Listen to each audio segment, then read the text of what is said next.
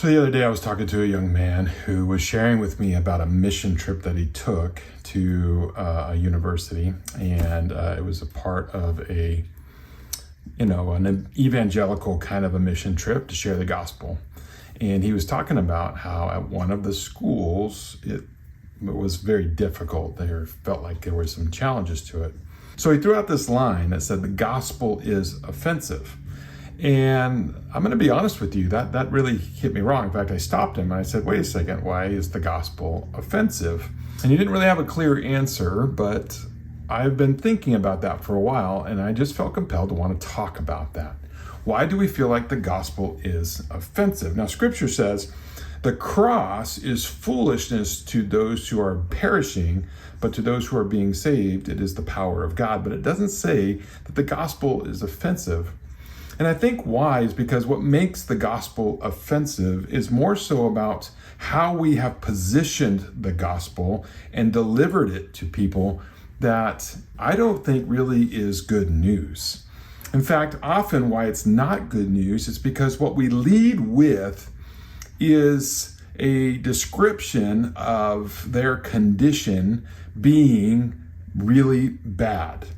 We say things like, if you were to die today, and where would you go? And then we say, nobody's good. We say your righteousness is but filthy rags. We talk about how you are wretched and all of these kind of things. But then we say, hey, but the good news is there's a God who loves you. And it's really an interesting framework because in the end of the day, what are you actually giving that's good news? What you've actually presented is bad news, and then given them like a get out of jail free card. Now, as a therapist, one of the things I encounter all the time with my clients, and I think it's pretty endemic across the world, is that most people believe that they're generally good people, but deep inside, often people struggle with feelings like, am I good enough? Am I a disappointment? And some of those things. And so when we lead with that, it's a very difficult message.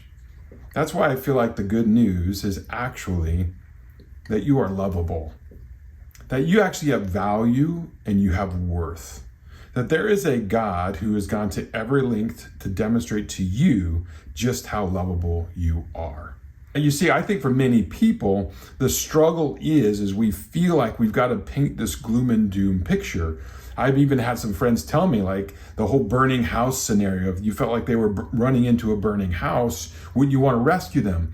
But these people today, it's not like they're running into a burning house. They're going to work, they're going to school, they're going to the grocery store, they're living their lives. And what they need to hear is that there is a God who loves them. There is a God who's for them. There is a God who wants them to feel true, authentic, secure love.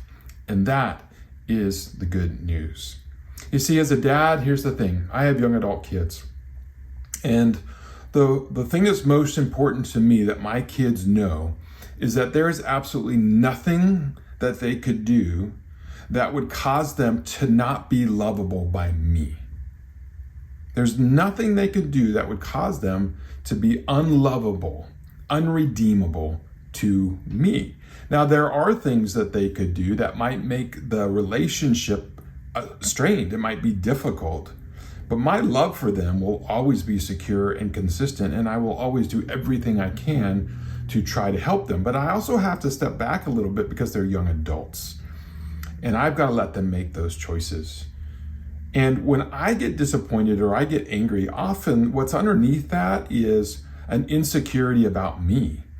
I'm disappointed because I didn't raise them that way, or I'm fearful of what's going to happen to them. And that all might be true, but that's where sometimes my humanity makes that not as good as the perfect love of God, who is utterly secure in who he is. And so I invite you to reflect on what is the actual good news. The good news is that you are lovable, that you have worth and value in the eyes of God, that he desires for you something good, not that he is trying to keep you from hell. He is trying to invite you into a full, rich life, not without struggle, but in a secure way, knowing that nothing you can do can stop his love for you.